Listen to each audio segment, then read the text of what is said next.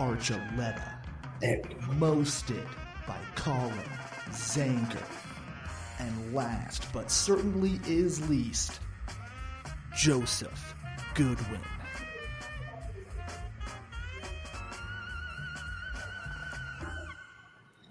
Welcome in, everyone, to the Undrafted Uncensored, where we're going to do math today, and there's only two of us instead of three.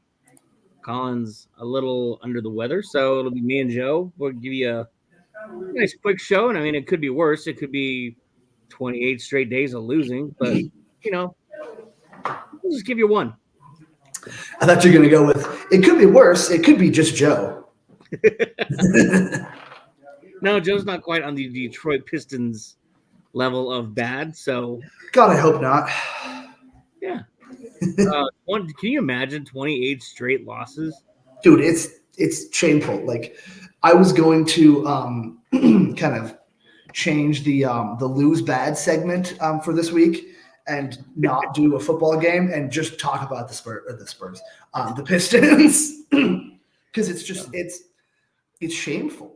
Like, it's that bad. And they have good players. Like, Cade Cunningham is a quality point guard. He's going to be good in this league. Bojan Bogdanovic is a solid wing. They've got, decent players, but, a lot of them are young. They don't really have that veteran presence. And Monty Williams is just kind of there. It doesn't feel like he's really doing much. Well, I mean, he was a game show host at one point, so, he's probably falling back into that realm. Yeah. Just, oh, man. Do you think they should get DeAndre Ayton so he can have someone to yell at? At this point, they need something. And for those of you kids that are watching, look up Monty Williams game show host, and you'll understand the reference I made there. Those of you that don't understand that. Oh, my guy Montel. So let's dive into it. And I put it in the rundown. The Broncos now have a Tebow's chance in hell of winning the AFC West. I figured that was the most appropriate way of doing it. It's not impossible, but it's not going to happen either. No, not anymore, especially now that Russ has been benched. That could give him more of a shot, It could. I mean, they are playing the Chargers, and we all know what the Chargers are capable of on Sunday. They have a hockey stick playing quarterback. They got my guy Stream Easton Stick. Yeah, it's just sad because I was really excited. I was even talking to Collin at the station about getting a quick segment together for the next couple of weeks about just other team watch or playoff watch or team we want to lose watch, something along those lines. Because it went perfectly for the Broncos. Like, Pittsburgh beat Cincinnati, so then the Broncos would have been tied with Pittsburgh and Cincinnati with a chance to go ahead of them next week. The Colts shit the bed against the shitty Falcons. Like, Kansas City, just if the Colts shit the bed, Kansas City diarrheaed and had to get a new bed and set it on fire. Like, that's so bad, but I love it at the same time because I just like watching teams that I hate lose. But it feels so much worse when it means nothing. All the Broncos had to do was not fuck this up. This was Moses parting the Red Sea. All you had to do was get from one end to the other. The sea was parted. You just had to walk through the dry land right there. And instead they went directly left. Yeah. And just everything was set up because, you win that game, you're a game out of the AFC West Championship. Yeah. And you're set up very well for the playoffs. Pittsburgh plays Seattle next week. Cincinnati plays Kansas City next week. Now, Kansas City has been falling off. But, those are two teams that you could easily jump ahead of next week. The Colts, I don't know how the tiebreakers work, but every division win you gets you better tiebreakers. You're not going to be able to get a tiebreaker on Houston, but they lost too. You had a it was right there.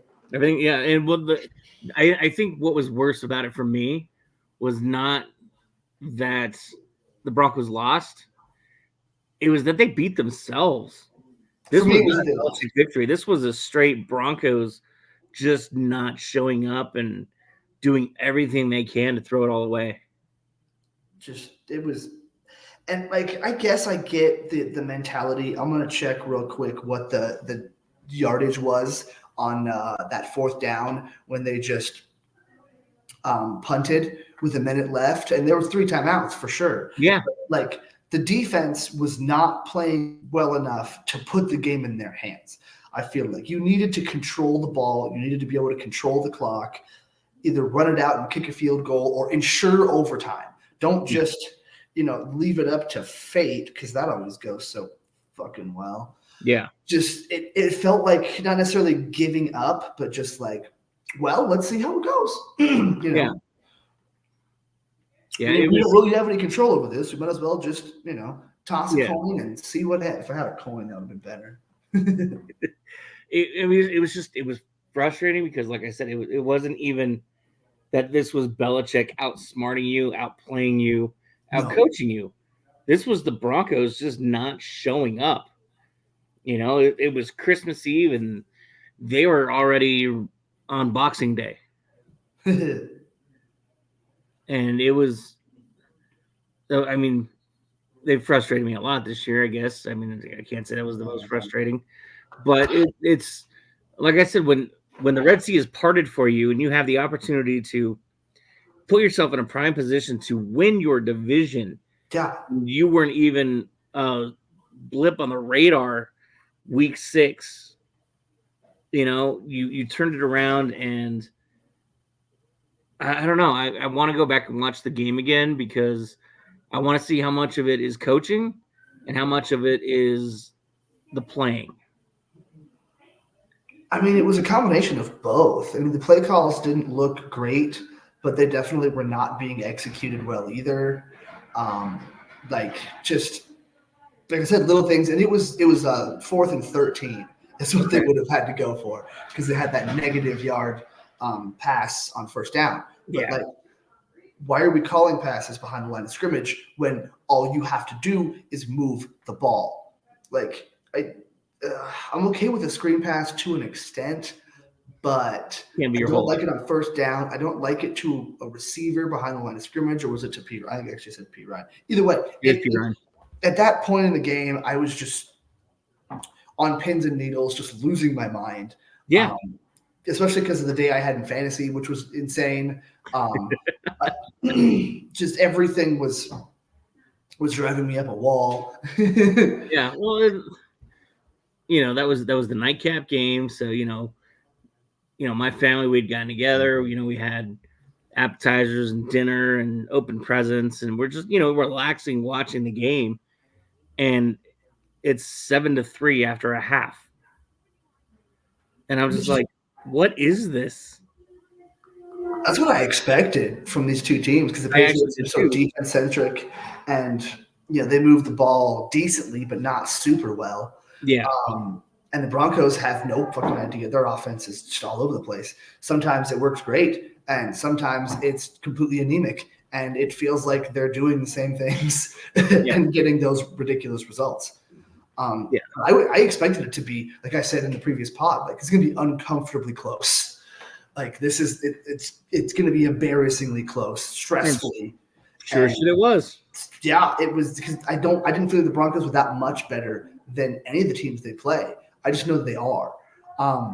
But at the end of the day, any given Sunday, when you have your quarterback fumbling away drives, you've got your kick returner fumbling away drives. When your defense gets you a turnover and it's 1st and goal from the 8 and you settle for a field goal on your first possession. It's so sad. Can't do it. Can't do it. It's I don't know. I mean, like, can't work with him. Can't do it. But I don't know. We're stuck with Peyton no matter what for at least one more year. Oh, Sean Payton? Well, yeah. And I'm fine with that. I don't think he really had I don't think he really tried. I don't think he really tried either. I think he tried. I think there's only so much you can do because Russell Wilson can't do so many things. There's only so much you can really do because you saw earlier in the year they tried to have the passing offense and he could not throw intermediate passes. And he very rarely, if ever, threw over the middle. He was just so obsessed with that deep ball And then finally we started to get those checkdowns and those more efficient throws, and that, added to his numbers and playing well. And then the deep ball to Cortland Sutton started happening and those touchdowns, and it was okay, we're building something here, but you're still so limited by what you can do. Russell in a pocket, especially in a shotgun pocket, was just always bad. And you can't really get away from that. Like, you can try to improve the offensive line, but he still was getting inundated with sacks, and a lot of that too was him holding the ball too long. But it's just it was never going to work. I feel like he's kind of like James Harden in the sense where Russell Wilson is the system, and you have to build it around what he does. And at this point in his career, he's so much less mobile. And I think last year really hurt his confidence and kind of just made him less focused, more just all over the place. I feel like he was swimming a lot last year, and this year less so for sure. But I don't think Sean Payton really had enough time to instill the offense that he wanted to instill, his thing. And I think he's the kind of coach that can tailor his offense to the players that he has, for sure. But you can't change everything you do that much to be like a Russell Wilson-esque. And it almost worked for a while, but sadly, I'd like to go back and look at the games that the Broncos won without getting 3 turnovers. Because I don't know if there were any. And it's if those things happen, that'll be great. And you get win streaks. And it was the best Bronco game I've gone to in years. Was going to that Chiefs game. Oh my God. That was wonderful. But I think next year is going to be the real barometer. These next couple of weeks will be interesting for sure. But it's really just going to depend on what Jarrett Stidham can do. And if he's just a backup, then that still isn't going to be a great indicator of what Sean Payton's offense can look like. But this offseason is going to be fascinating. And this is why Collin and I were so excited to talk about the offseason earlier in the year, because it is going to be fascinating the way they do it. The way they're going to have to build cheaper. It sucks seeing Kareem Jackson go, but at the end of the day, they weren't going to be able to bring him back because they had to pay him millions, and they could pay a rookie or an undrafted guy thousands. So just in terms of, the potential dead cap money of $39 million that Russell Wilson is going to create next year if they just flat out cut him. And that's the other question too, is do they risk all that cap money to cut him? Because because you pay him more otherwise. And he's still not the starter ever. You have to build the offense. It's kind of like having Tim Tebow as a backup. It's not going to work. You have to have he needs to be out there because he's a gamer at the end of the day. And it's kind of what it's too is Tebow 2.0. Kind of, yeah. I mean, he's a much better passer than Tebow was. And way less athletic. But Tebow was a monster. The fan love and the defense that he gets for a lot of his play is very Tebow-esque. Sure. Yeah, to a less extent, but yeah, I can see that. And he's always positive. He's always you never hear him call anybody out. Everything is always positive. We got to do this. We got to do this. Blah blah blah. And I mean, I applaud him for it, but at some point, let's strip the paint off and call his clunker what it is. Yeah, let's just be real here. It felt so fake. Yeah. Even Peyton to an extent too. You guys know how much he drives me nuts, and how he has this stoic face where he goes out in front of the media and just tries to Belichick it all, and it's frustrating because you wanted to go to LA. You want to pull that stuff in an LA market, go to New York and let me know how that works out for you. He's gonna get you are gonna be. But honestly, I feel like Sean Payton is that guy that he wouldn't care, even plays like that. They would just be tearing him apart, and he would just grow to hate the media, and he would just get extremely frustrated and jaded, and he'd get worse. I think he would answer questions less, which is hard to imagine. Yeah, right. Hey, Sean, we're gonna go get some sushi and meet with the media. You want to come with us? Yeah, no, he has to. He'd be there. Just Marshawn Lynch. I'm just here so I don't get fined. Yeah. But that's how it's going to be. He's always kind of been that way. He wants to keep things close to the vest. He doesn't want to, give stuff away to the media. I get it to a point, but you still got to feed the fish once in a while too. For sure, I agree. He just doesn't care. I don't think he sees that as part of his job. He just wants to coach football and not deal with all that, and he has to deal with that. And I think it's kind of funny to see how irritated he gets with small things like that. But I mean, he showed he can coach a good football team, and he can get Vance Joseph to get the defense running better. He can get the offense working functionally sometimes, which is more you can say for the offense last year. And that's more than you can say for the offense in the first 5-6 weeks. Because, oh, man, it looked different than last year's, more competent but more reserved. And just like the things that we're trying were not working. And all of a sudden, trial by error got us, 5 losses. But, yeah, next year's going to be fun to watch. That's going to be where we really get to see Sean Payton shape the offense, have a couple draft classes worth of guys to kind of keep around. They've got that young pass rushing core, so they're not going to have to go out and pay a bunch of money for pass rushers, which is necessary because they won't have money for pass rushers. Yeah.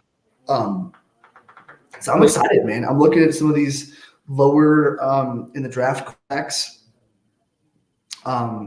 What's his name from Michigan? And then Penix and Bo Nix, probably in the second round is what it's looking like, trending to be right now.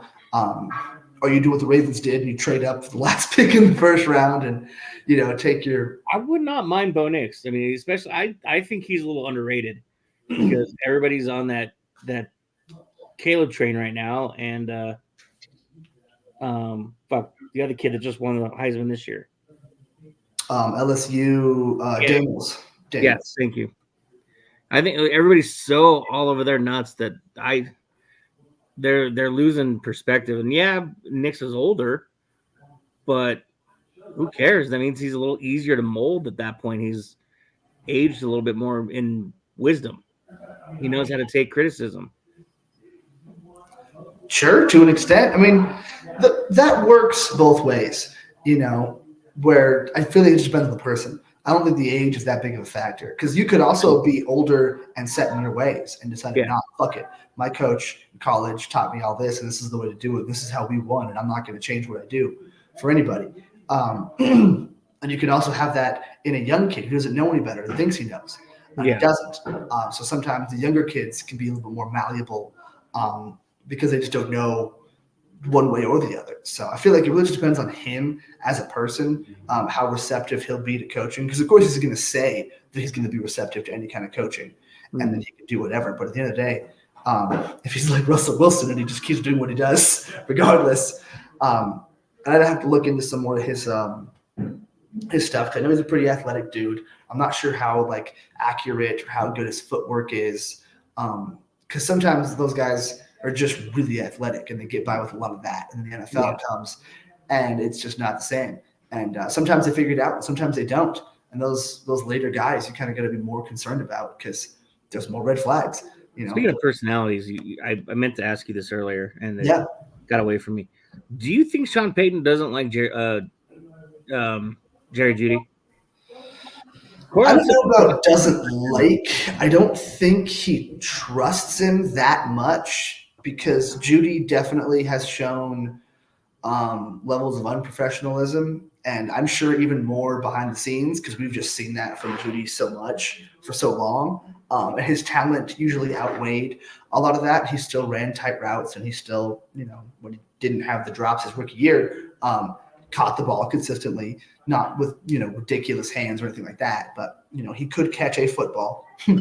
When your number one goes out with a concussion, that's where Jeudy should be stepping up, not looking for Marvin Mims. No offense to Marvin Mims or little Jordan Humphrey. Yeah. Those guys shouldn't be the guys you're looking for at that point.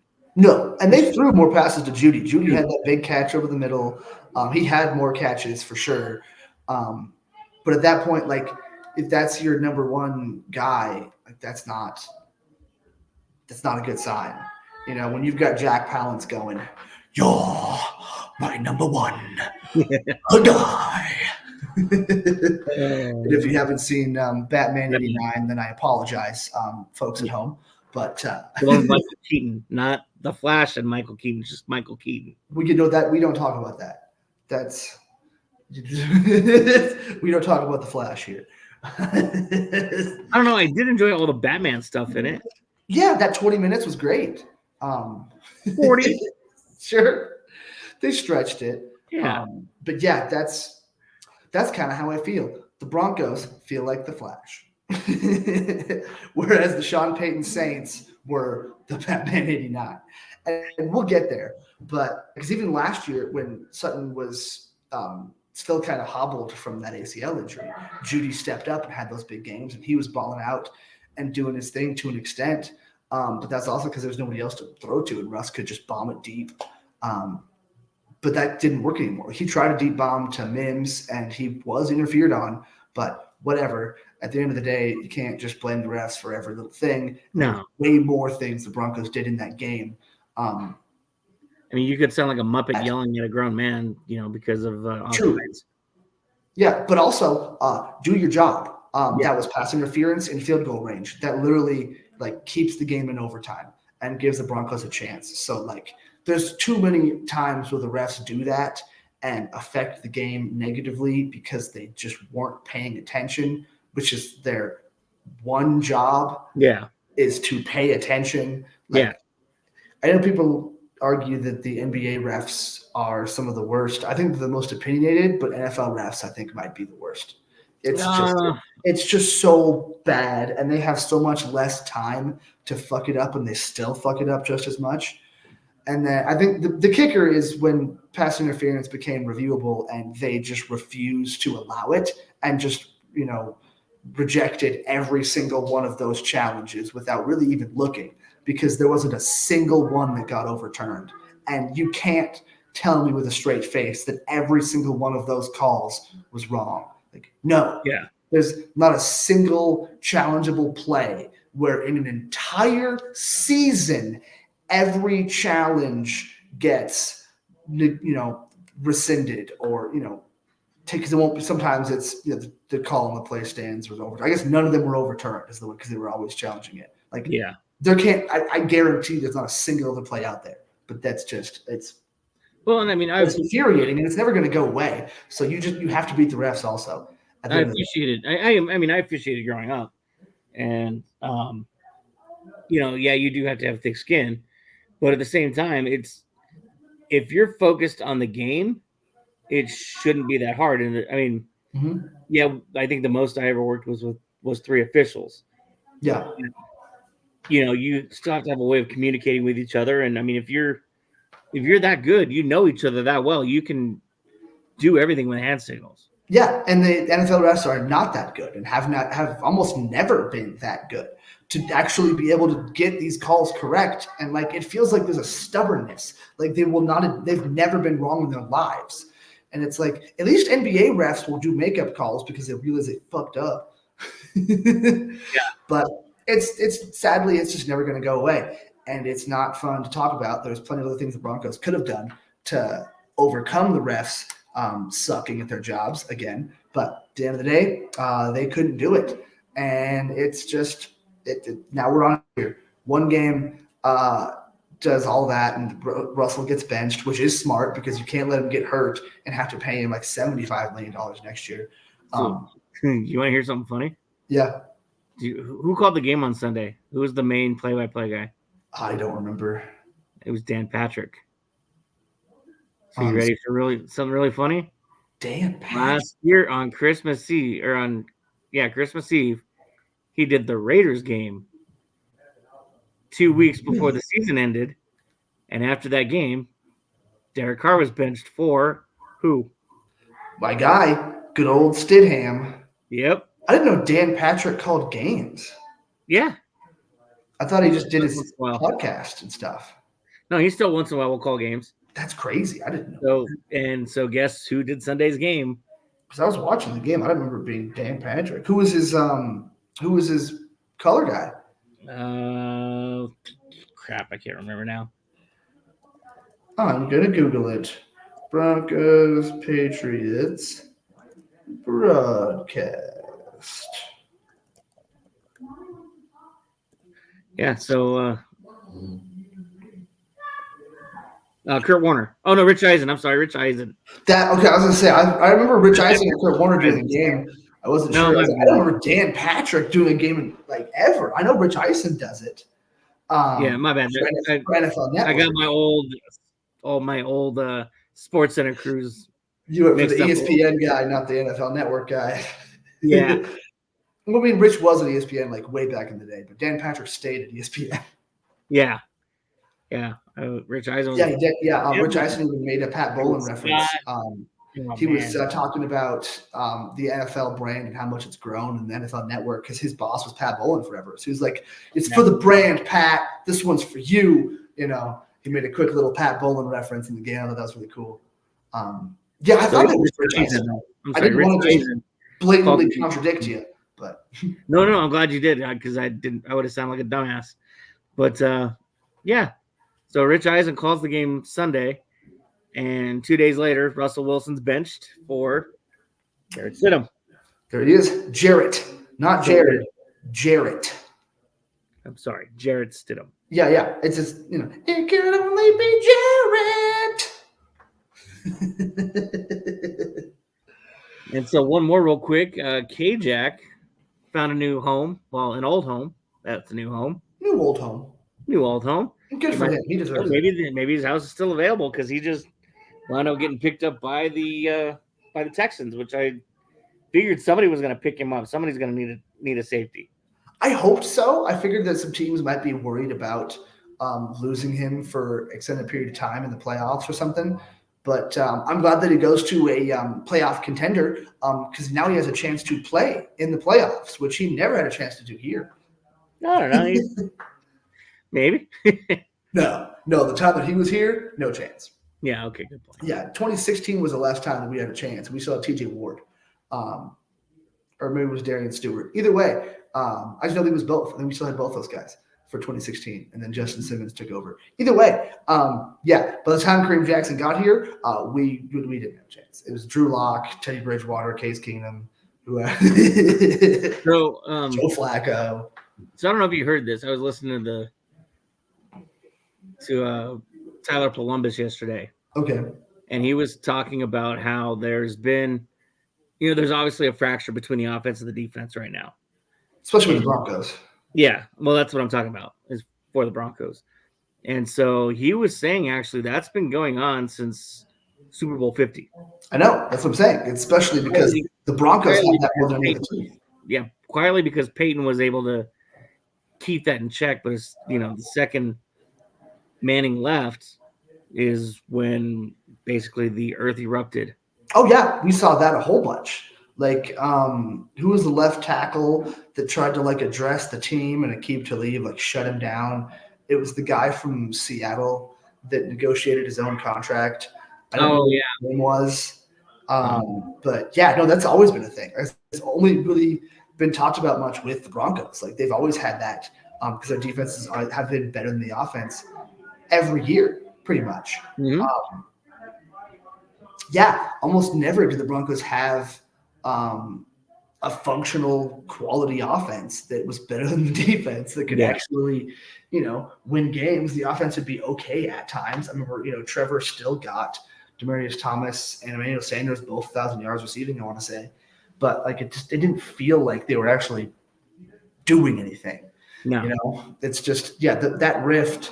And I think it rematerializes every year. It takes a while. Some years the defense isn't as good, and then with Vic Fangio, it was much better. Last year, everybody sucked. So, that's right. Andrew Evero, the defense was very good. So, every year the defense is better, and the offense is just fucking up. And maybe that'll change next year. But you bring in a rookie, it's gonna be more growing pains. It's going to be more guys on the defense tired of the offense fucking it up for them. every year of Justin Simmons' career, the defense has been better than the offense. I don't know. Maybe the Broncos will pick up Derek Carr after he gets released by the Saints. It seems to be him anyway. I would love that. I love Derek Carr anyway. Like I think that dude's underrated, and he's been fighting an uphill battle since he came into the league. But yeah, but the money is also a big concern too. Is he's been a top tier guy, so he might command more money than the Broncos can really afford. Like they kind of have to go the rookie draft route. Oh yeah, and then pick up somebody cheap to play backup if they don't just retain Jarrett Stidham. Like I've been saying, your other homie's starting up in Set or Taylor Heineke or my favorite Gardner Minshew.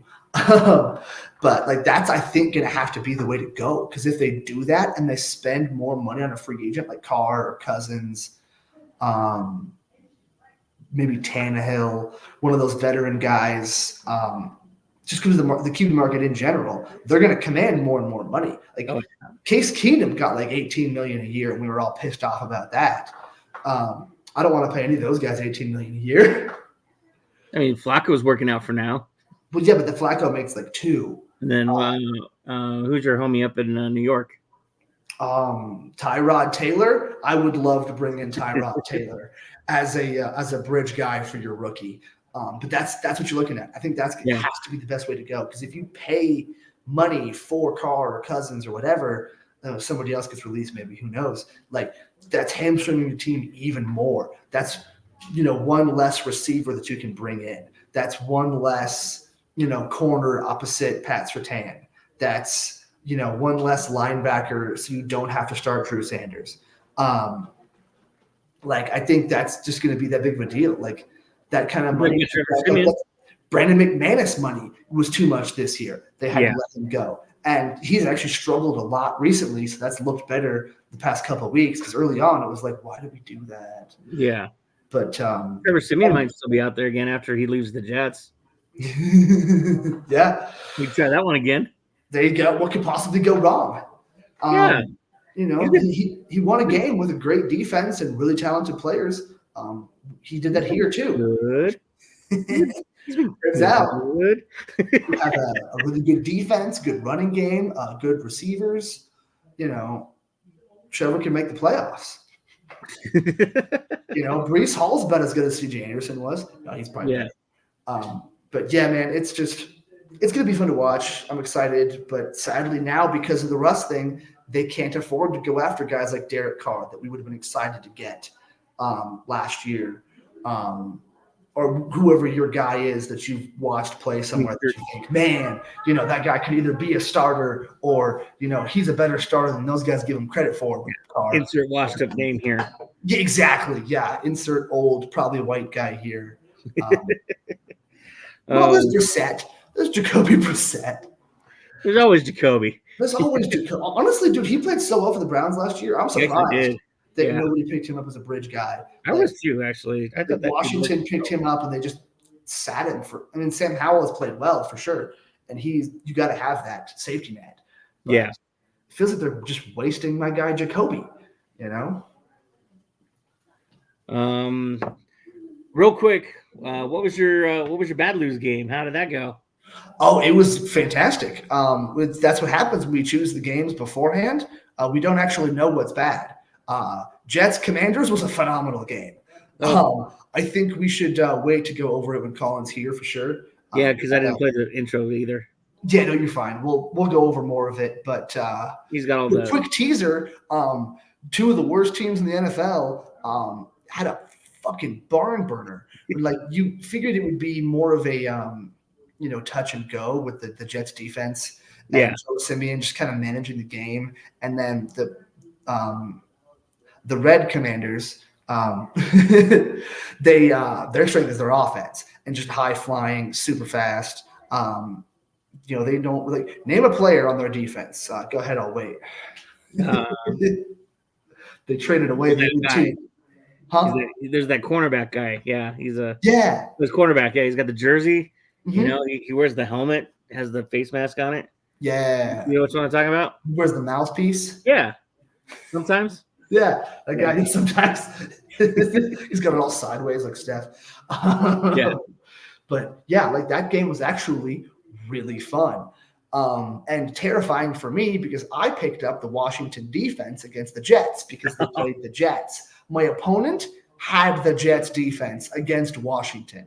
It was awesome. So that's going to be part of how I go over it because I had a ridiculous day of fantasy. I was winning by 0.3 going into Monday Night Football.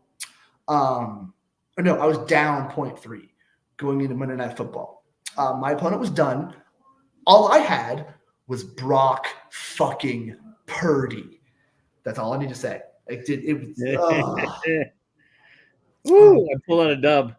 But yeah, so we're gonna go over a lot of that for the lose bad here in a couple of days when Colin's feeling a little better, and we'll kind of just have to do lose bad and victory formation, and maybe just ignore the Avalanche. Yeah. Well, I mean, the team we're not going to ignore real quick is the Denver Nuggets. Because I don't know if anybody you don't put your face in a dog's face. Unless it's your dog. Yeah, even then they don't know that. Yeah, you should probably not put anything that a dog can bite around a dog, especially when you just won a basketball game and then you have to go have stitches. That's how it goes. And it wasn't like his dog. It said family dog. So it's a dog he didn't know super well. And it sucks to see, but he's a big man too. So that's going to play into a dog's mentality too, because he's so tall. He's huge. That he's like a giant. Which also goes to show, like, you're right. He definitely had to get down there in the dog's face because the dog couldn't have reached his face otherwise. No. Unless he was like coming up the stairs and the dog's at the top maybe or something. But yeah, it sucks to see. Hopefully he can still be able to because it's his right hand. That's his dunking hand. Yeah. It's Aaron Gordon. It's not a shooting hand. It's good point. It's his Gordon takes hand. Yeah. Hopefully he'll take less shots because of this. That could be a plus. Like I almost said plausive. That could be a plus or a positive, whatever you want to call it. It's plausible too. But it does also kind of force the Nuggets to find that backup big that they don't have. Yeah, that they now have. Someone has to get quality minutes, and it's probably going to be Zeke Naji Zeke right away. But like Strother's tall. This is where the loss of Jeff Green really hurts the Nuggets. Because if they had a guy like that, you might see a trade for Jeff Green. But like Houston's actually pretty good, so they might not want to get rid of one of their better rotational leader guys. But you might see something happen to where the Nuggets need to bring in a rotational kind of bench forward that can come and play that role. I don't know if there's any like former Nuggets around. Like I know PJ Dozier was more of a 3 than a 4, but still, like that might be a guy you could bring back. Somebody that Malone would have familiarity with. Like sadly, the forwards have all kind of like, we don't want JaMychal Green back. I'm pretty sure Paul Millsap is out of the league. Actually, you know what? Just for the hell of it, let's sign Paul Millsap. Yeah. Let's do it for a couple of weeks. We're going to put like a DJ at the 4 and just play Jokic and DJ together because that sounds kind of funny, but not a good idea. Yeah, no, let's not do that. It kind of forces the issue, which may be a good thing because it's early enough in the season to where they can overcome that and really get that rotation finalized. But man, if this takes any longer to figure out or it causes more problems, this could end up being that thing that makes the Nuggets more of a next year team than this year team. And I think right now it's fine. They can handle it. We get more Zeke Naji minutes. Maybe he just figures it out, and that's the solution. That'd be sick. But yeah, man, I'm a little concerned, but earlier in the year, I kind of like watching more bench guys anyway, because they don't get a lot of playing time and it's fun to watch. Well, and it adds it adds a little bit more too, because like you said, they don't get a lot of later in the season. They start to lose their playing time, and at least this way, you can figure out what chemistry works. You're kind of forcing your hand at that point to figure out what chemistry works to get them in there, because if something does happen, the dog bite forced their hand. What's that? The dog bite on the hand forced their hand. Yeah. Somebody definitely didn't bite the hand that feeds. Ooh, some Trent Reznor. Yeah. 21 stitches, though, is what it took, I guess. 21. So, 21 stitches, that's It's pretty much. probably going to be, 2 weeks maybe, but then you got to worry about nerve damage. Oh, yeah, they'll take time. Anything else like that, so. And he's such a physical, brutal kind of player. They'll want to take a little bit more time to make sure it's all good. Like, Jamal Murray can kind of work himself back in, playing more of a finesse role, taking shots and that kind of thing. Aaron Gordon needs to go out there and hit people and dunk and be that enforcer type guy. So Jokic doesn't have to be. Yeah. So that's going to be the thing they miss the most with Aaron Gordon is that kind of enforcer type guy, the goon, if you will. Huh? He's kind of a deflector, deflects away from Joker. Yeah, for sure. So shot blocker guy. Yeah, think Rick Mahorn. Think Kmart back in the day when he was healthy. But yeah, man, that's what concerns me. But I'm not like super concerned. I'm more just curious and kind of excited to see. And then if it's bad, I will be very concerned very quickly. We're just kind of on the needle's edge, right? Or the razor's edge. On the razor's edge right now. And it should be fine. But like, oh man, we could topple. Yeah. Well, I mean, I don't know. I mean, I guess it'll depend on how long this actual recovery will take because, we don't know where it is on the hand. We just know it's on the hand, well, in the face. But, yeah, I don't think he cares too much about his face right now. I'm more worried about the moneymaker. And, I mean, just. Yeah, he's like the hand model in Zoolander. He'll have the glass dome around it. He's gonna be like the Phantom of the Opera now. He's gonna have a mask on one half of his face. Yes, mask on half his face and bubble hand. This sounds like an anime character, and I love it. Oh man, I don't know, dude. It doesn't seem like something that should bother the Nuggets the way they're playing, but this team is so connected that I think it'll have a little residual effect on the team because, they're going to have that first game of adjusting without AG. And that'll be tomorrow. Yep. Against, I don't remember who it was. I want to say it's Brooklyn. No, it's Memphis. Because Brooklyn was recent. It's Memphis tomorrow. So we'll get to see. That's going to be scary. Jaren Jackson Jr. is a very good big man. He played the 4 for them when Steven Adams was healthy. Adams is out this whole season again, so Jaren Jackson's playing the 5. But that's going to be a big test. If Zeke Naji or whoever gets started, it's probably Zeke, or somebody can kind of have success against, defensive player of the year, member of Team USA, even though they didn't win. He was chosen for a reason. Like, this guy's good.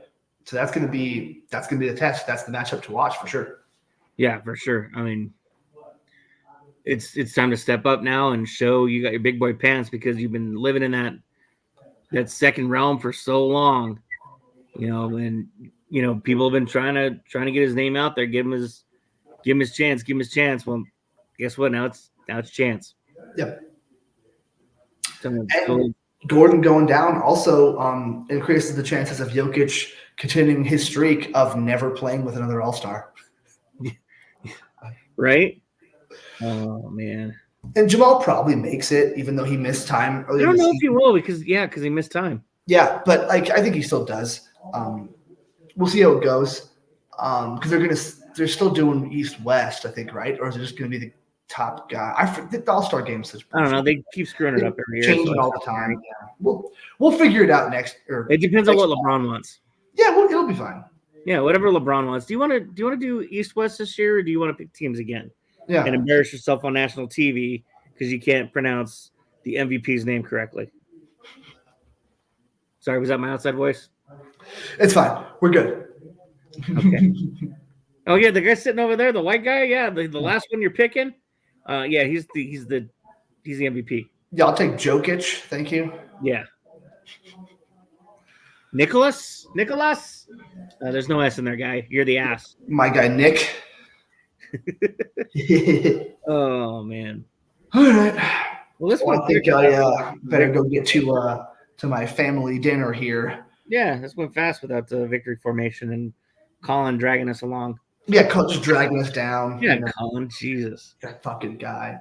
Well, sorry it was a quick one, guys. You know, we have other stuff that we can't do because Collin's got it all, but we thank you for tuning in anyway.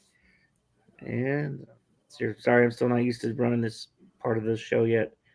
But we thank you guys for joining us. Hopefully you had a Merry Christmas. We're just going to do a little night driving while I finish thanking everybody over at e5280sports.com for having us. Absolutely. And make sure you check out all their other shows as well that are as good, if not better than us. Absolutely. I mean, we're pretty good, but yeah, we're pretty I bad. also want to thank my guy Clayton, who's in pretty much every stream at this point. It didn't notify me that you were commenting, so I apologize. We didn't respond to any of it, but I had a great Christmas, and you coming onto our streams makes it better.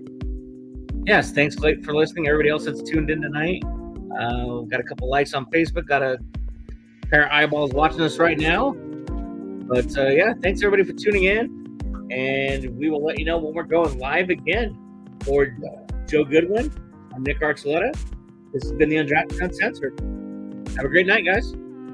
Go Broncos? Maybe. Next year. We'll go